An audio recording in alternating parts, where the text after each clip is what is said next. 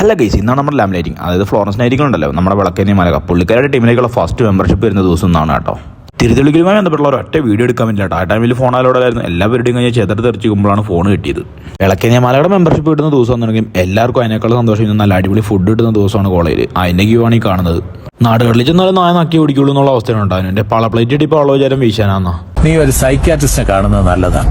ഭ്രാന്താണെന്നല്ല ഞാൻ പറയും. ഇനി നമുക്ക് കാര്യത്തിലേക്ക് ഇടാം. പൊറോട്ട, നെയ്ച്ചോറ്, ചിക്കൻ കറി, ചിക്കൻ പൊരിച്ചത്, ഇതൊക്കെ അത്ര വലിയ സംഭവം എന്ന് വിചാരിക്കുന്നുണ്ട്. എനിക്ക് ഒറ്റ കാര്യം പറഞ്ഞു, കേരളത്തിലും പുറത്തേക്ക് ഇത് ഭയങ്കര സംഭവമാണ്. ആ ഭിത്തിയിൽ ചാരി വെച്ചേക്കുന്നതാണ് 5 ഫാമിലി മെമ്പേഴ്സിനെ കൊണ്ടുവരാൻ വേണ്ടി അനുവദം കിട്ടിയ ഫാമിലിയുള്ള മൊത്തം മെമ്പേഴ്സിനെ കൊണ്ടുവരുന്ന ഇവള് മാത്രമേ ഉള്ളൂ കേട്ടോ.